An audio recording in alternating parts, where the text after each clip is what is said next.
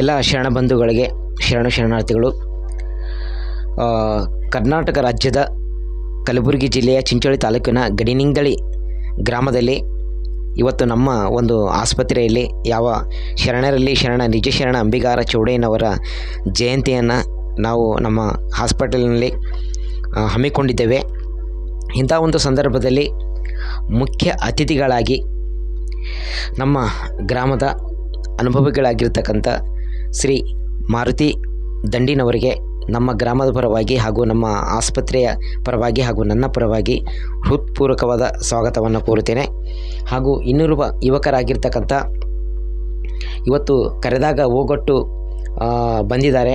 ಇವತ್ತು ನಮ್ಮ ಆಸ್ಪತ್ರೆಯಲ್ಲಿ ನಿಜ ಶರಣ ಅಂಬಿಗಾರ ಚೌಡಯ್ಯನವರ ಜಯಂತಿಯನ್ನು ಮಾಡ್ತಿದ್ದೇವೆ, ನೀವು ಬನ್ನಿರಿ ಅಂತಂದಾಗ ಯಾವ ವಿಶ್ವಕರ್ಮದ ಯುವಕರಾಗಿರ್ತಕ್ಕಂಥ ಶ್ರೀ ರಘು ಅವರು ಬಂದಿದ್ದಾರೆ. ಅವರಿಗೂ ಸಹ ನಮ್ಮ ಗ್ರಾಮದ ಪರವಾಗಿ, ನಮ್ಮ ಆಸ್ಪತ್ರೆಯ ಪರವಾಗಿ ಹಾಗೂ ನನ್ನ ಪರವಾಗಿ ಹೃತ್ಪೂರ್ವಕವಾದ ಸ್ವಾಗತವನ್ನು ಕೋರುತ್ತೇನೆ.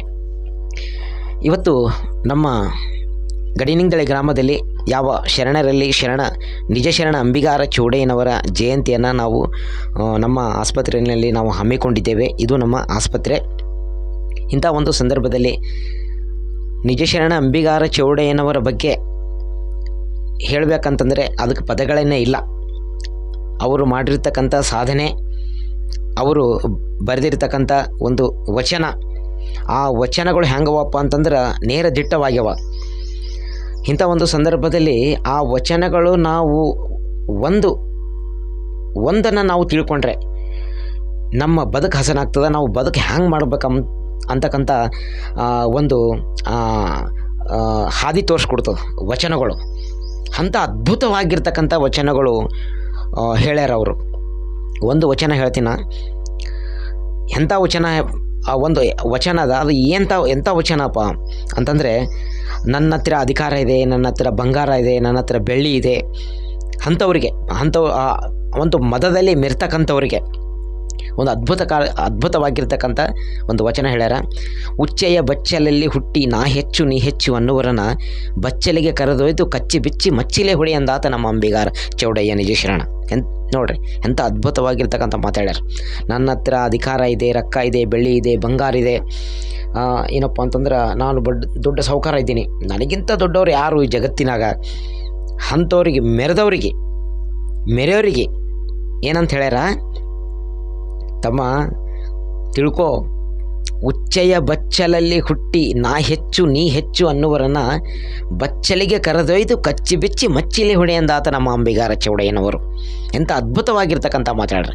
ಆ ವಚನ ನಾವು ಕೇಳಿದ್ರೆ, ಯಾರು ಮೆರಿತಾರಲ್ಲ ಅವರು ವಚನ ಕೇಳಿದ್ರೆ ಅವರು ಮದ ಎಲ್ಲ ಮುರಿದು ಹೋಗ್ತದೆ. ಅದಕ್ಕಾಗಿ ನಮ್ಮಲ್ಲಿ ದೇವರು ನಮಗೆ ಎಷ್ಟು ರೊಕ್ಕ ರೂಪಾಯಿ ಬೆಳ್ಳಿ ಬಂಗಾರ ಆಸ್ತಿ ಪಾಸ್ತಿ ಅಧಿಕಾರ ಕೊಟ್ಟರು ಕೂಡ ನಾವು ಮೆರಿಬಾರ್ದಂತ್ರಿ. ಒಂದು ಸಾಮಾನ್ಯ ಜನರಂತೆ ಹೋಗಬೇಕು. ಅಂಥ ಒಂದು ಸಂದರ್ಭದಲ್ಲಿ ಅದು ನಾವು ತಿಳ್ಕೋಬೇಕು. ಅವರ ವಚನ ಸಾಹಿತ್ಯವನ್ನು ನಾವು ಓದಬೇಕು. ನಮ್ಮ ಮಕ್ಕಳಿಗೆ ಅವರ ವಚನಗಳು ಓದುವಂತೆ ಹೇಳಬೇಕು, ತಿಳಿಸಿ ಹೇಳಬೇಕು. ಯಾಕಂತಂದ್ರೆ 12ನೇಯ ಶತಮಾನದಲ್ಲಿ ಆಗಿ ಹೋಗಿರ್ತಕ್ಕಂಥ ಬಸವಾದಿ ಪ್ರಮಥರು, ಮಹಾತ್ಮ ಬಸವಣ್ಣನವರು ಎಲ್ಲ ಒಂದು ಶರಣ ಸಮ್ಮೇಳನ ನಡೆಯುವಾಗ ಅದರಲ್ಲಿ ಭಾಗಿಯಾಗ್ತಕ್ಕಂಥ ನಮ್ಮ ನಿಜ ಶರಣ ಅಂಬಿಗಾರ ಚೌಡಯ್ಯನವರು, ಅವರ ಒಂದು ಪಾತ್ರ ಬಹಳ ದೊಡ್ಡದದ. ನಮ್ಮ ಜನಾಂಗದವರು ಮುಂದೆ ಬರಬೇಕು.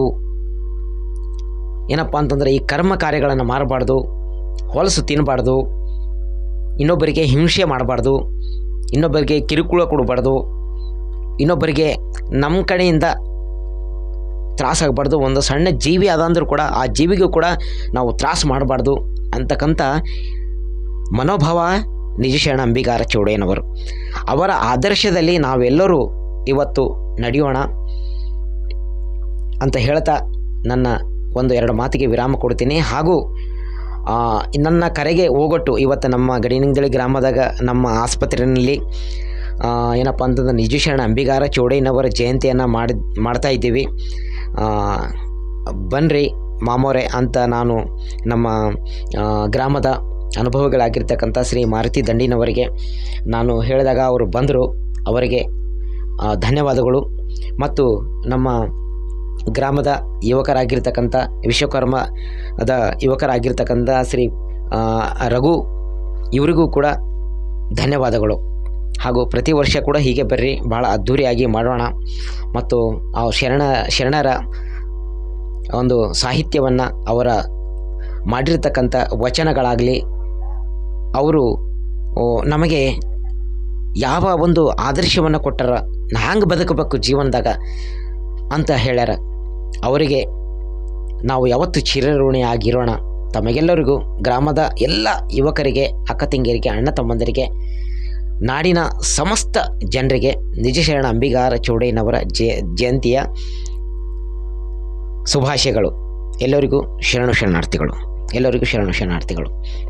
ಧನ್ಯವಾದಗಳು ಸರ್.